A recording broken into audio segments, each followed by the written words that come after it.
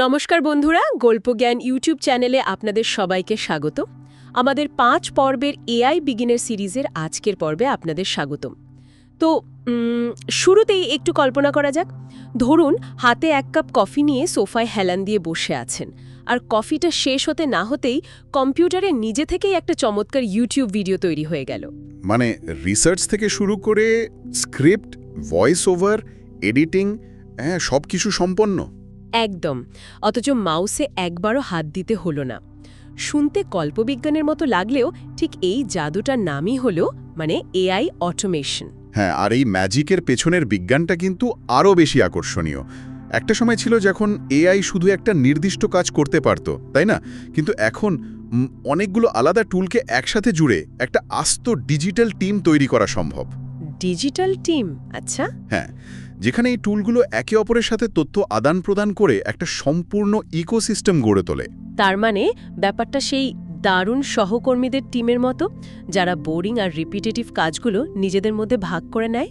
ঠিক তাই। তো ইউটিউব ভিডিওর ওই উদাহরণটাই যদি ধরি, এই ডিজিটাল টিমটা আসলে কাজ করে কিভাবে? এটা অনেকটা ডিজিটাল কনভেয়ার বেল্টের মতো কাজ করে। ধরা যাক প্রথমে পারপ্লেক্সিটিকে দায়িত্ব দেওয়া হলো। সে ইন্টারনেটে খুঁজে বের করলো এখন কোন টপিকগুলো সবচেয়ে বেশি ট্রেন্ডিং। ও আচ্ছা, রিসার্চের পার্টটা সে করে নিল। একদম। তারপর এই পারপ্লেক্সিটির রেজাল্টটা স্বয়ংক্রিয়ভাবে ইনপুট হিসেবে চলে যাবে চ্যাটজিপিটির কাছে, আর চ্যাটজিপিটি সেই তথ্যের উপর ভিত্তি করে একটা দারুণ স্ক্রিপ্ট লিখে ফেলবে। বুঝতে পেরেছি। কনভেয়ার বেল্টের পরের স্টেশনে তাহলে স্ক্রিপ্টটা চলে যাবে ভিজুয়ালের জন্য, ধরুন মিড জার্নির কাছে, তাই তো? হ্যাঁ, সে স্ক্রিপ্টের বর্ণনা পড়ে সেই অনুযায়ী ছবি তৈরি করবে, আর একই সাথে 11 ল্যাবসের কাছে টেক্সটটা গেলে সে একেবারে মানুষের মতো ভয়েস ওভারও দিয়ে দেবে। দারুণ। আর সবশেষে রানওয়ের মতো টুল এই অডিও আর ছবিগুলো জুড়ে একটা সিনেম্যাটিক ভিডিও বানিয়ে ফেলবে। একেবারে তাই। একটা টুলের কাজ শেষ হলেই পরের টুলটা নিজে থেকেই তার কাজ শুরু করে দেয়। একেই বলে অটোমেটেড ওয়ার্কফ্লো। কিন্তু দাঁড়ান, এই যে 5টা আলাদা কোম্পানির 5টা টুল, এরা তো আর নিজেদের মধ্যে বাংলা বা ইংরেজিতে কথা বলে না। না, তা কেন বলবে? তাহলে এই টুলগুলোকে যদি একা ছেড়ে দেওয়া হয়, তাহলে তো একটা চরম বিশৃঙ্খলা তৈরি হতে পারে। হয়তো চ্যাটজিপিটি লিখলো ভূতের গল্প, আর মিডজার্নি ছবি বানালো কমেডির। সিস্টেম কিভাবে বুঝবে কখন কোন কাজটা করতে হবে? মানুষের কাজটা ঠিক কি এখানে? এখানেই আসল বুদ্ধিমত্তার জায়গাটা।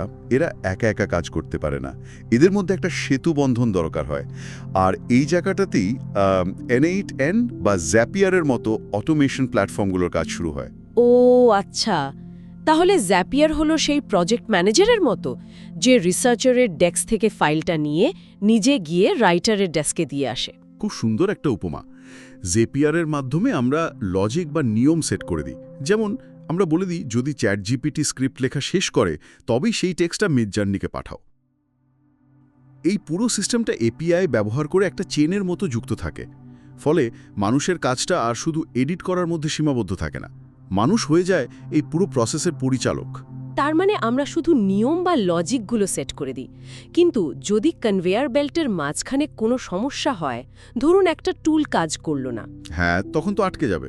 সেটাই, তখন তো এই নির্দিষ্ট নিয়মে চলা পুরো প্রসেসটাই জ্যাম হয়ে যাবে, তাই না? সাধারণ অটোমেশনের ক্ষেত্রে ঠিক এটাই হয়। নির্দিষ্ট নিয়মের বাইরে গেলে সিস্টেম কাজ করা বন্ধ করে দেয়। আর এই সীমাবদ্ধতা দূর করতে উদ্ভাবন হয়েছে এআই এজেন্টের। AI agent?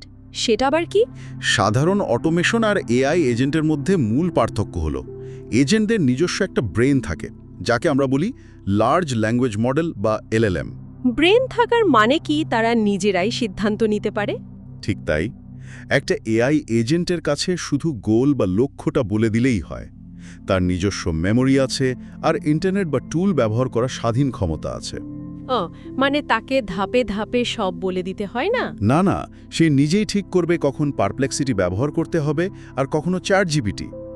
যদি কোনো ধাপে ভুল হয়, সে নিজেই সেই ভুলটা ধরতে পারবে এবং প্ল্যান পরিবর্তন করে নতুন উপায়ে কাজটা সম্পূর্ণ করবে। তার আমরা ধীরে ধীরে এমন এক ভবিষ্যতের দিকে এগোচ্ছি যেখানে আমাদের কাজ শুধু নির্দেশ দেওয়া বা লক্ষ্য নির্ধারণ করা, আর কাজটা কিভাবে হবে সেটা আমাদের ডিজিটাল টিমই ভেবে বের করবে। একদম। আর এই জায়গা থেকে একটা নতুন ভাবনার খোরাক তৈরি হয়।